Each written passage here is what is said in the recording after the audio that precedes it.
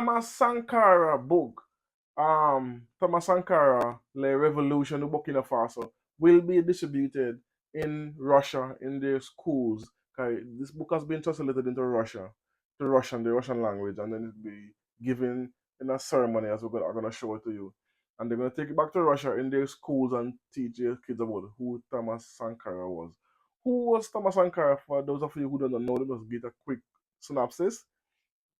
Think of Abraham Traore, the exact replica. He's like military man, came to power, doing what Abraham Traore is doing, he was doing then, trying to distance himself from the colonizers. Um, he caused a lot of corruption. He was the country was growing, building infrastructure, all of this he was doing, and he was cut down by his best friend, his right hand man, who take his life, and in turn become the next president for the next 30 years. Thomas Sankara is the what Abraham Traore to Burkina Faso now is what Thomas Sankara was in the 1980s to Burkina Faso. But the citizens did not realize what he was doing in the sense that they could not foresee or foresaw the changes he was making was for them. So anyway, people didn't actually get to see what he was trying to accomplish until now. But hence the reason why they are so and behind Adam Theory as the next Thomas Sankara, and they are pushing him and they're backing him 100% because they don't want to make the same mistake twice. So anyway, so the book signing, let's listen to what Prime Minister Tambele said at this book ceremony, and then we're gonna do a small discussion after. Take a listen. Boom. I wanted those who read this book to understand in what context Thomas came to power.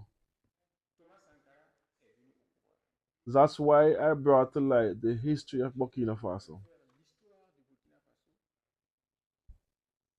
From the most distant times until the arrival of the peer, their parent knows what motivated his political actions, which was a desire to free himself from the bonds of Western imperialism and to lead his country towards autonomous development. This is also what cost him his life. Because the Westerners who had and still have the same stake on their farmer colonies do not accept an attempt at emancipation of their farmer colonies. So, this is how I proceeded to write this work. And now, in the heart of the work, I retrace the entire political journey of Thomas Sankara, or as president of Burkina Faso. I hope that this work will make our countries better known to each other, who will therefore know how to commit to a to strengthening partnership between Burkina Faso on the one hand and on the other Russia, and beyond between Russia and Africa. So we hope that a new space will be created which will be within the framework of strengthening our relations for better protection. That's Tembele, the Prime Minister of Burkina Faso, another great man, one of those outspoken, straightforward man. He said as it is, he doesn't mince his words when it comes down to talking about the colonizers, the outsiders, the Westerners who are trying to destabilize his country at all costs. Anyway, so he tells you what he basically he give you a brief synopsis of who Thomas Sankara was, but unfortunately, as far as I know, the book is not translated into English, and I really hope they do translate the book in English because it will be a good read for we in the diaspora. The book was written by I can't pronounce his name, a player Kene. I'll put the name there. You can look up the author and the book. That's a book. That's how the book looks, and it is translated in Russian, as I tell you. And what I respect with the Russians is here they did not send no foot soldier. They send actual representative of Russia, ministers, ambassadors, and so forth to this meeting to get this book and bring it back to Russia to put in their schools. So this is why I tell you, Russia does not have a quid pro quo kind of relationship with the African continent, especially with these three Sahel states. They don't give you this to get that. 'Cause they have not received not even one mine any resources legally from the African continent. They pay their fair market price value. They sold weapons to the Sahel nations, which most countries are afraid to do because of American sanctions. They're sanctioned heavily and giving weapons to the Sahel nation. So that is what I said. There was no quid pro quo. It's not a I do this and you do that. That's why America hate the fact that they are getting so close, the Russian and the African countries. They don't want them to have that tie because they try to break them apart at all costs.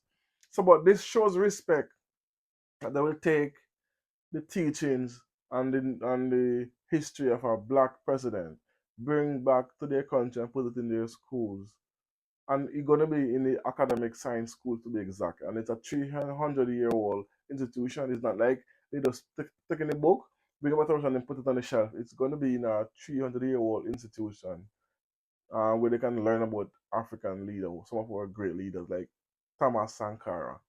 The second coming they state in Abraham Chori is the Burkina Faso. He's one of those guys that you can look up to.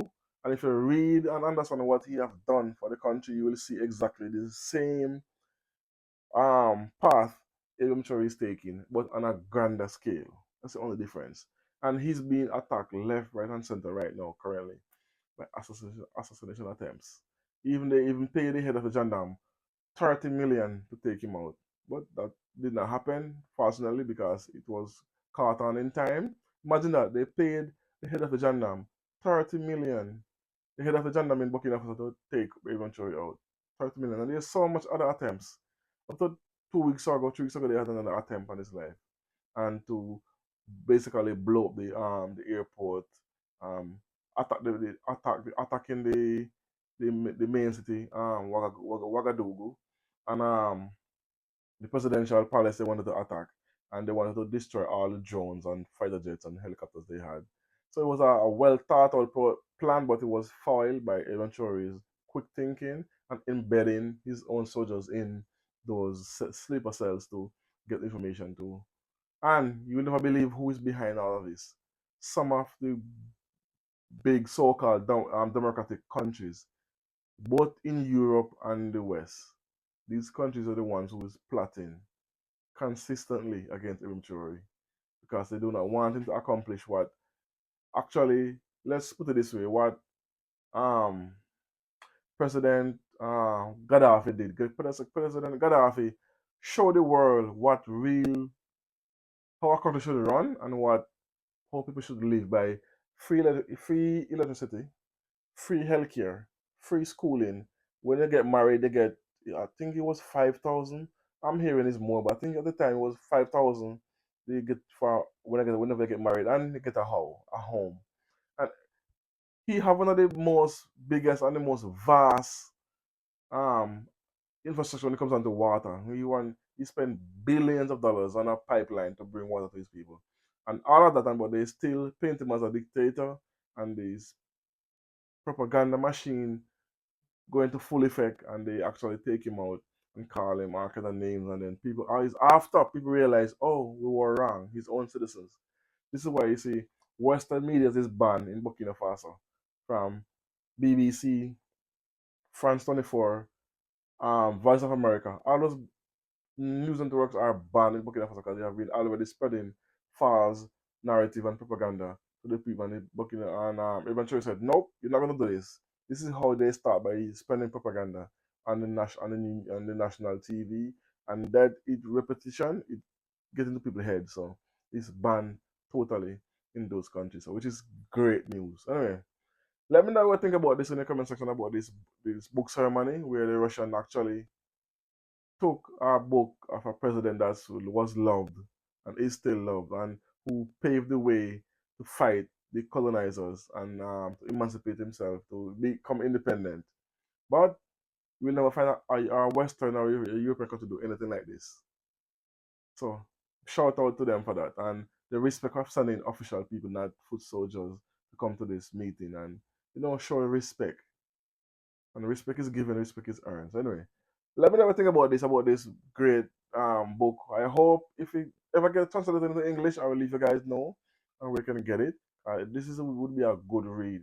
Cause I did a video on Thomas Sankara once, I'll put a video in the link of the video in the description. So you can go and take a look at the video. It can give you a breakdown of who he was, what he did. For those of you who do not know him as yet. Anyway, let me know what you think about it in the comment section. I don't know.